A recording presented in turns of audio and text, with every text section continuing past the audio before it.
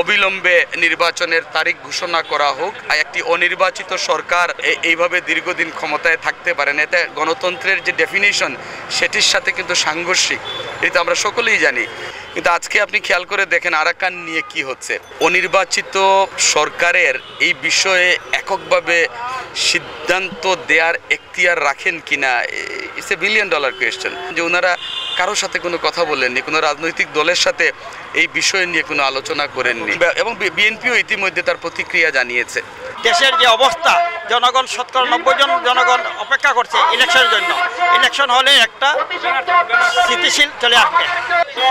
আমরা এটাই জানাচ্ছি যে অন্তর্বর্তী সরকারকে জাতীয় নির্বাচনের একটি নির্ধারিত সময় এই বাংলাদেশের মানুষকে জানান দেওয়ার জন্য। আইন শৃঙ্খলা পরিস্থিতি কিন্তু স্বাভাবিক না।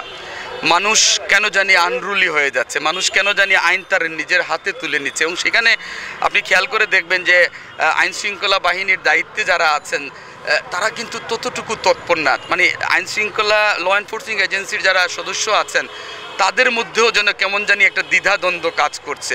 বর্তমান তত্ত্বাবধায়ক সরকার যে গাইডলাইন দিয়েছেন ডিসেম্বরের ভিতরে নির্বাচন, আমরা আশা করি যে সরকার ডিসেম্বরের ভিতরেই একটা সুন্দর সুষ্ঠু নির্বাচন করে বিদায় নেবেন। আর যদি সুষ্ঠু এবং সুন্দর নির্বাচন না করতে পারেন তাহলে বিগত দিনে স্বৈরাচারের যে পতন হয়েছে এই সরকারেরও সেইভাবে পতন হবে।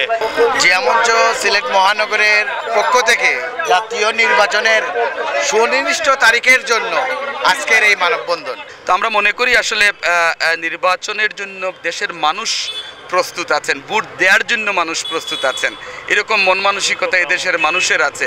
এবং সেটাকে যদি আমরা বিবেচনায় নেই, আমরা মনে করি যে এই সরকারের উচিত হবে যে একটা নির্ধারিত সময় ঘোষণা করা, যেখানে মানুষ তাদের ভোট প্রয়োগের জন্য সেই প্রস্তুতিটুকু নিতে পারে মানসিকভাবে। এটি হচ্ছে আজকের বাস্তবতা। সেখানে মানুষের চাওয়াটা কী ছিল? মানুষের চাওয়া ছিল যে এরকম এখন একটি নির্বাচন হবে, মানুষ তাদের পছন্দের প্রার্থীকে ভোট দিয়ে নির্বাচিত করবে, একটি গণতান্ত্রিক সরকার প্রতিষ্ঠিত হবে যারা মানুষের দুঃখ কষ্ট বুঝবে। যখন আমরা আজকের এই দেশটি পেয়েছি, মানুষ মনে করেছিল যে যারা অন্তর্বর্তী সরকারে আছেন ওনারা আছেন একটা বিশেষ সিচুয়েশন কিন্তু বাধ্য করেছিল ওনাদের দায়িত্ব নিতে, এবং ওনারা সেটি নিয়েছেন এবং বাংলাদেশের মানুষ এবং আমরা সেটিকে স্বাগত জানিয়েছিলাম যে ঠিক আছে।